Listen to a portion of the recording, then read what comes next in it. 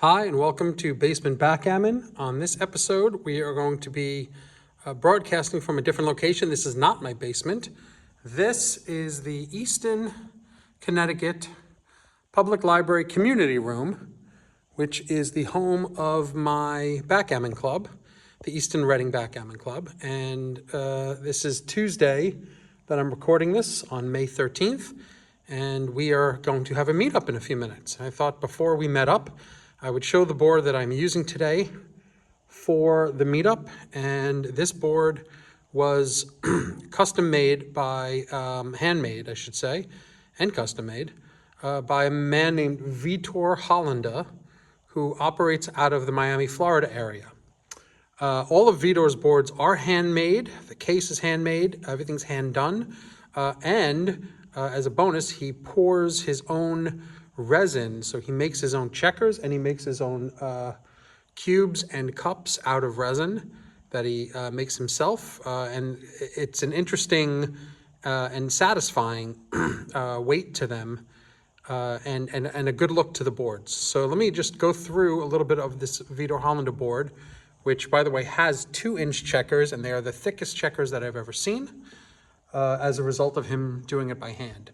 The case is made with Brazilian hardwood all the way around, and it has 2 panels of a carpeted exterior, very nice soft carpeted exterior on both sides, as well as a carpeted handle that is screwed into the case here with these screws.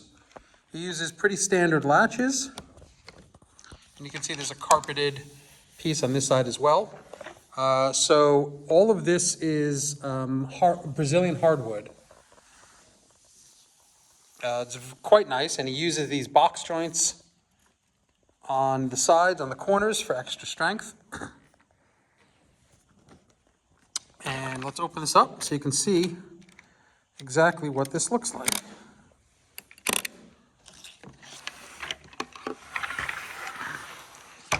Inside is a suede field with printed points in the rounded style. These rounded style points do not come all the way to the edge. That is an aesthetic choice. I'm sure he could do it that way. But this board that I got from him does not have that. There is a nameplate for Vitor that he puts on his boards, Vitor Hollanda. There it is. And you can find him on Facebook, and I'll put his contact info on Facebook as well when I post this. The board came with everything you see here except for these 2 cubes and these dice. The dice and the cubes I added because I wanted to be able to chouette with it. The cube that he gave me is, again, hand-poured, handmade by him. It's an interesting rectangular cube that simply goes to 4, 8, 16, and you got 32 and 64 on the ends. So you would start like this: 2, 4, 8, 16, 32, 64. It's got a satisfying little heft to it.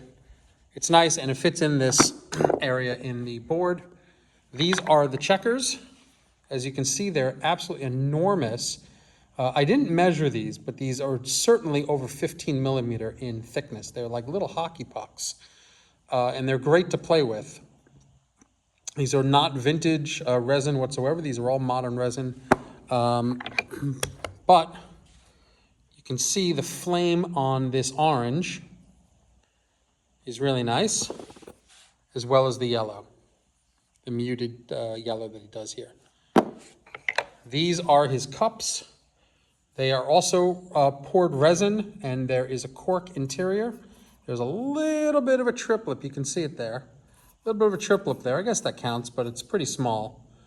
But it does the job. They fit nicely in the hand. They fit nicely in the case. The case, as you can see, has this very wide area right here. This is my hand. I don't have a very big hand, but this is pretty wide for a normal case. In order to fit this very large collection of checkers and cubes and all that other stuff. And there are 2 small compartments here that let me fit in additional cubes. just like that. I could actually fit 3 cubes in here of this size. These are 1 1/4 inch cubes, or 30 millimeter cubes, but if I fit a third in here for a 4-person chouette, then it's hard for me to take out the cubes. So I just put the 2 cubes. I think the 3 cubes, these 3 is a 4-person chouette. I'm sorry, 4 cubes would be a 5-person chouette. The 3 cubes is perfectly fine for me. And there's another one on this side where I put dice. I can put cubes and dice as well in there. There's plenty of room for storage here, which is kind of nice. One thing I don't like about this board is that you can see the gap between the 2 sections is quite wide. In fact, it's wide enough to actually fit a coin in here. You can see from my finger, it's almost a finger length wide, which is not a big deal for playing because, as you can see, it is just about wide enough for the checker. Not quite wide enough to fit the checker, but pretty close. And it's flat. But it's because of just the way it's done and the way these hinges sit. These are pretty big hinges, and because of the hinges he uses, at least he used on this one, I'm not sure if he uses different ones on different boards, you cannot lay the board flat when you're resting it upright. So it rocks on the hinges when you're resting it upright. However, I believe the reason, and I haven't spoken to Vitor about this, but I believe the reason he would use a hinge this big is because this is very heavy wood that he's using here, this Brazilian hardwood. And the whole set together is fairly heavy, so you would need extra heavy hinges so that they don't collapse when you're opening and closing the board.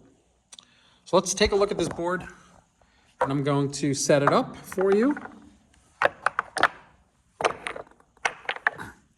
Somebody in my backgammon club referred to this board as a gentleman's board. And that's kind of what it feels like with the suede. It feels like this is the sort of board you would take on a hunting trip, in the clubhouse of a hunting trip. You would play this maybe with a pipe or something. I don't know. It just feels very gentlemanly. The suede makes it a little hard to move the checkers. You can see they don't slide very well. You can move them just fine, and you can slide them. It's just it's got enough friction in there to stop the checkers. So it's not ideal. But again, what this forces you to do is pick up the checkers, and you can slide them with some little bit of difficulty, but pick them up and move them, and it has a sort of a genteel pace to it when you're doing that. So the normal slide 2 down like this, as you can see, has enough friction where it's hard to do. If you slide 2 down, difficult to do. So you would take them like this with more fingers and slide them down like that rather than just with your fingertips, just because of the size of it and the friction of the field. Let's put this up here for now, and let's roll the dice, as you can see a little bit about how it moves and how it sounds. For 1, let's do this.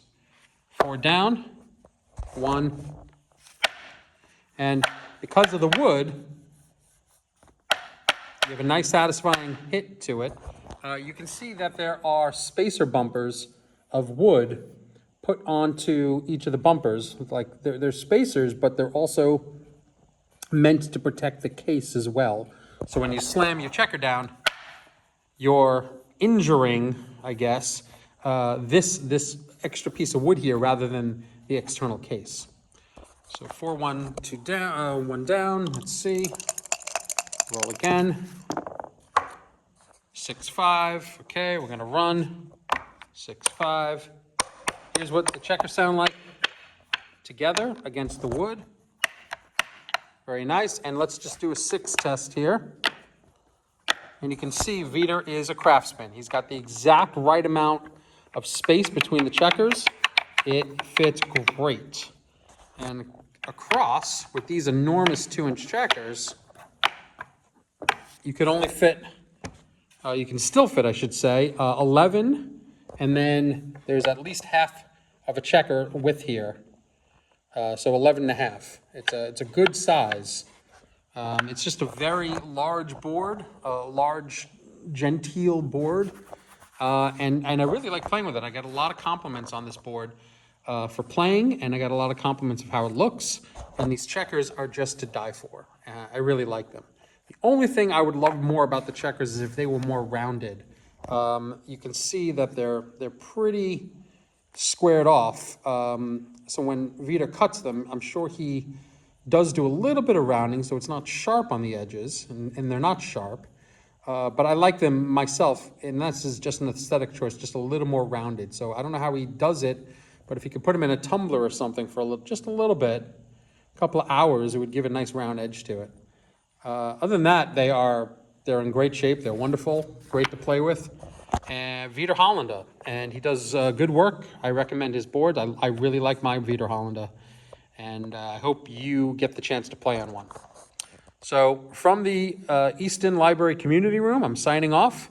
Hope you enjoyed this. I'll see you soon.